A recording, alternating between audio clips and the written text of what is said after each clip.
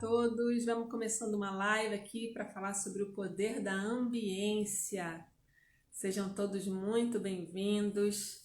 Vamos falar aqui sobre ambiente. Será que ter um ambiente selecionado, um ambiente estratégico, pensado, construído é importante para a gente se manter na consultoria, para a gente criar um negócio sólido de verdade?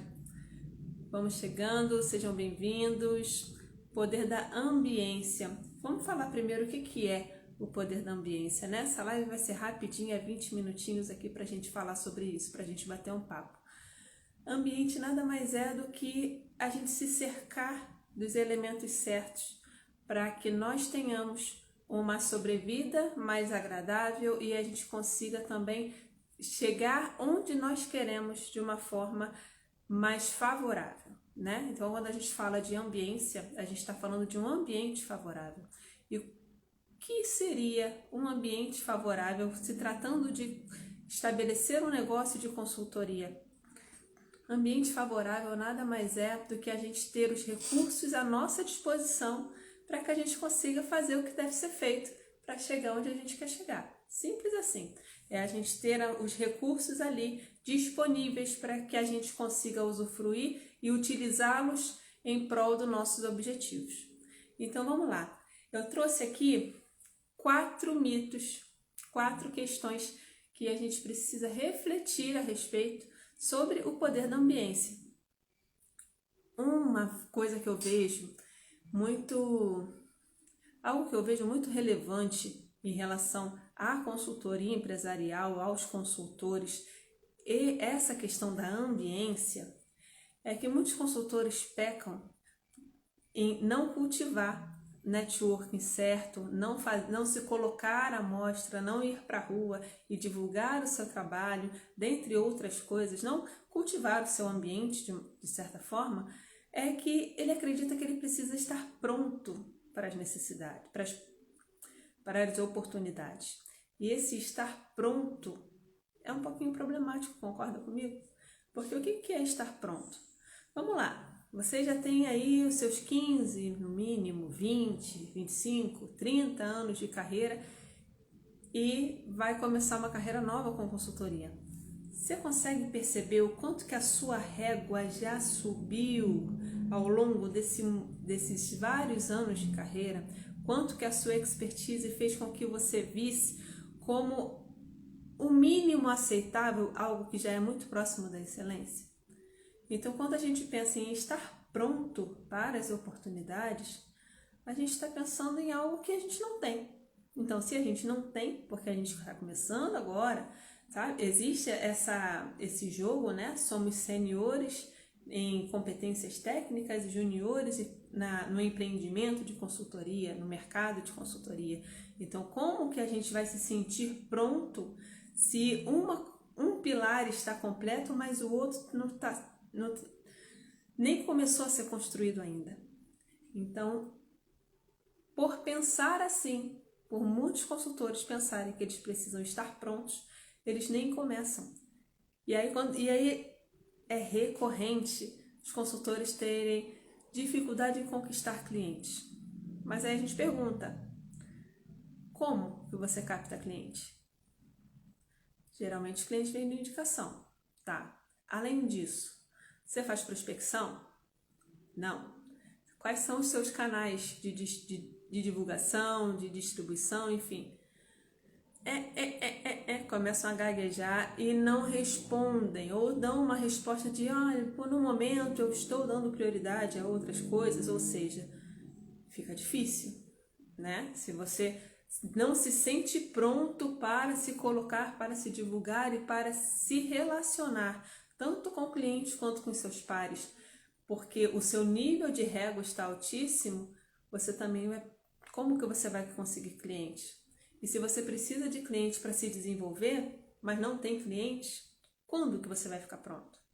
Percebe como é um círculo vicioso que parece que não tem fim? E muitas das vezes o fim disso é o consultor desistir. Ou o consultor conseguir indicações, até que em algum momento ele se sinta confiante o suficiente para começar a se divulgar. Mas isso é a minoria das vezes que eu vejo, tá? Uma outra questão aqui, e isso é muito importante, quando a gente fala de estar pronto, a gente está pensando que a gente vai atuar num determinado papel, né? Geralmente, quando a gente pensa em networking, a gente pensa em parceria, a gente pensa em pessoas para outros profissionais complementando o nosso trabalho e tanto nós conseguindo clientes para ele, quanto ele conseguindo clientes para nós.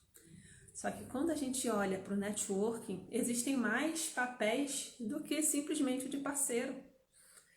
Aqui na PDE, aqui na escola, nós fazemos networking como colegas, como alunos, como estudantes. Eu já consegui clientes para colegas e colegas me trazem clientes também. Então, quando a gente olha para networking em relação à consultoria, a gente precisa perceber que, sim, temos essa paridade, esse papel de paridade em que estamos no mesmo contexto e um ajuda o outro fornecendo negócios, mas existem outros também. Por exemplo, eu posso ser da minha área e ter um colega da mesma área que eu, na mesma região que eu, e a gente forma parceria. Inclusive, eu já tenho uma parceria dessa com a Marcela, que é daqui, é minha vizinha de bairro, na mesma área, e a gente está trabalhando num projeto junto. A gente também pode ter consultores de outros lugares do Brasil ou de outras áreas de atuação e que vão complementar o nosso serviço. Assim, a gente também consegue gerar negócios entre si, entre nós, correto? Mas tem outras coisas também.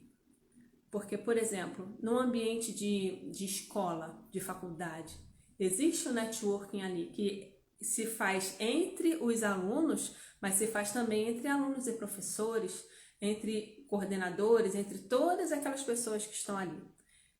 E como é que funciona esse papel, né, do networking? É um ajudando o outro na sua jornada, no seu desenvolvimento.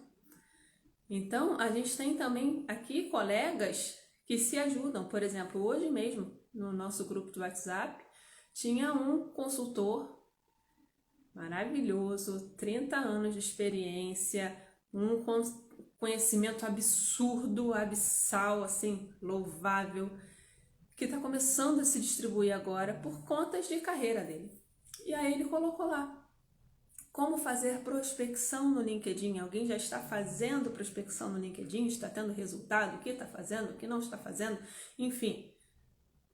É o tipo de conhecimento que você não procura no Google. Você não acha no Google. Você não acha em muitos lugares que seriam óbvios. Você não acha no livro, você não acha no curso. Mas o networking pode te dar, percebe? Então, entender esses papéis no networking, em que você pode tanto estar em nível de paridade com o outro, fornecendo negócios e se ajudando mutuamente, quanto também em níveis diferentes de negócio, com áreas de atuação ou regiões diferentes e ainda num nível de desenvolvimento do negócio diferente, em que você, como mais novo, pode perguntar algo para um mais antigo, mais experiente, que já está tendo resultado e ele te devolver. E você também pode ensinar coisas que você já sabe para essa mesma pessoa. Então, a gente vai acelerando o nosso aprendizado em relação ao mercado de consultoria de uma forma muito mais rápida, né? Uma outra questão que as pessoas pecam muito por acreditarem nisso, na verdade é uma máxima que as pessoas falam sobre networking, mas que a gente precisa tomar cuidado, né? Não seja interessado, seja interessante. Quem aqui concorda com isso? Eu não discordo disso, tá? Eu não discordo que você não pode ser interessado, você tem que ser interessante. Mas eu também não concordo 100%, eu vou explicar por quê. Você pode sim, você precisa ser interessante, lógico, você tem que fornecer alguma coisa, ter algo de valor para entregar para que uma relação seja estabelecida, né? E isso é em qualquer tipo de relação. Uma relação familiar, ainda assim existe essa troca. Numa relação social existe essa troca. Para todo tipo de relação existem trocas. Mas em relação profissional não é diferente. E aí a pessoa pensa, tem que ser interessante, mas eu não estou pronto. Então eu não começo porque eu não sou interessante ainda. Só que você também pode ser interessado. Aqui na PDE mesmo, a gente tem consultores que simplesmente estão aí para o que der e vier, simplesmente para aprender. Olha, eu conheço alguma coisa, eu sei de um determinado conhecimento e estou colocando meu conhecimento à disposição aqui se vocês quiserem me ensinar. Eu estou colocando a minha força de vontade aqui, o meu interesse, se vocês quiserem me ensinar. Isso é ser interessado e isso estabelece relação também. Comigo foi assim aqui na PDE. Quando eu entrei, quem está mais antigo aqui sabe que a PDE não foi fundada por mim nem pela Gisele, foi fundada pela Alice. E eu entrei como uma aluna, já consultora há algum tempo, mas como a gente sempre está buscando se desenvolver, eu entrei como uma aluna. E eu entrei como uma aluna absolutamente interessada. Eu tinha o meu conhecimento, tinha a minha expertise, mas eu estava aqui disposta. Então, quando aparecia projeto, não quero nem saber, eu quero falar, eu quero participar. Simplesmente porque aquela ambiência, estar com outras pessoas que fazem algo similar ao que eu faço, me dava uma validação se eu estava no caminho certo ou não e quais seriam os pontos de melhoria do meu fazer. Então, quando a gente pensa em ser interessante, ser interessado, ser interesseiro nunca, tá, gente? Não, né? Porque quando a gente fala de interesseiro, a gente está falando que essa pessoa é interesseira, está só preocupada em buscar e não em oferecer. Então, a gente precisa ter ciência de que sim, qualquer relacionamento é uma troca, mas que essa troca pode se dar de várias maneiras. Por exemplo, há alguns meses atrás, uma aluna pediu algum material sobre treinamento de liderança lá no grupo. Ela estava montando treinamento de liderança e estava sem material nenhum, queria alguma coisa que a orientasse. E aí eu falei, olha, eu montei um treinamento lá na pandemia ainda, quando estava começando no digital, para fazer um lançamento. O lançamento não deu certo, eu engavetei aquele negócio lá e nunca mais mexi. Se você quiser, toma aqui, tomara que te sirva. E aí, ela pegou o material, né?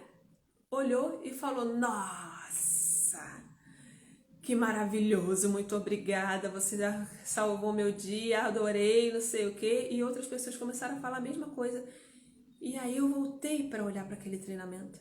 Um treinamento que eu levei muitas horas formulando, sabe? Que eu coloquei muita energia, muita esperança e acabou virando uma frustração porque eu não vendi e eu tinha desistido dele. E foi graças a outros consultores, foi graças a eu entregar o meu material pronto, inteiro para um outro consultor e esse outro consultor junto com os colegas validarem esse material que eu recuperei o meu material. Então percebe? Quando a gente está falando de conhecimento, por mais que você dê, você não está deixando o seu mercado mais competitivo, você não está aumentando a chance do seu cliente ir embora, você não está fortalecendo o seu concorrente. Pelo contrário, você está validando o seu material, você está ganhando novos produtos, você está melhorando o seu fazer e você está ganhando mais confiança também, né? A gente gosta muito de falar de negócios, né? Falar de meta, indicadores, resultado, lucro, dinheiro. Tudo isso faz parte, é claro que faz. Só que a gente só consegue isso se a gente tem, no mínimo, uma autoconfiança para fazer com que a gente continue. E qual é o ambiente que nós estamos que vai nutrir essa confiança? Porque, sinceramente, fazer isso sozinho é muito complicado. É ou não é? Às vezes a gente já está cansado. Vender consultoria não é fácil, não é simples, não é rápido. Montar um método de consultoria realmente lucrativo também não é simples, não é rápido, não é fácil. Exige estrada, existe quilometragem na nossa execução. E essa quilometragem ela pode ser muito desconfortável no início. Então, como que a gente faz para que a gente consiga se manter lá, firme, consistente, depois de ter tido uma decisão realmente embasada, é isso que eu quero, é ser consultor que eu quero? Como que a gente faz para se manter nessa jornada? a gente precisa cultivar essa nossa confiança, a gente precisa cultivar a nossa esperança. Então, estar num ambiente certo é fundamental para a gente fazer isso, né? E aí, uma última questão que sempre a gente fala aqui sobre consultoria e networking. Os consultores querem sempre mostrar o seu melhor lado. Tudo bem que a gente já aprendeu que imagem profissional é um ativo, que a gente precisa fazer com que as pessoas vejam a nossa autoridade, o nosso profissionalismo, a nossa expertise técnica. Tudo bem, tá certíssimo. Só que querer mostrar somente o nosso melhor lado é querer também esconder aquilo que a gente não está tão bem assim, concorda? E se a gente está num grupo de pares, né? De consultores, eu tô lembrando aqui muito da academia. A gente está num grupo em que nós somos todos parecidos, temos todos problemas parecidos, desejos parecidos, dúvidas parecidas. Como que a gente consegue evoluir querendo mostrar somente o que a gente sabe? Evitando de fazer perguntas, evitando de abrir a boca mesmo e falar, olha, não sei sobre isso, gostaria de saber melhor, né? Às vezes a gente tem que ficar ali puxando, engajando o pessoal, porque existe muito isso, então é cultural nosso. Né? É natural da nossa classe a gente querer mostrar sempre o nosso melhor. Mas aqui a gente está criando uma cultura de que o nosso melhor é justamente a busca pelo nosso melhor. O nosso melhor é sempre o nosso próximo passo. Né? A busca pela excelência é aquilo que faz toda a diferença. Então, quando você for pensar em networking para consultoria, não pensa apenas em como dar e fornecer negócios para os seus pares. É muito mais do que isso, é muito mais valioso que isso, é muito mais rico do que isso.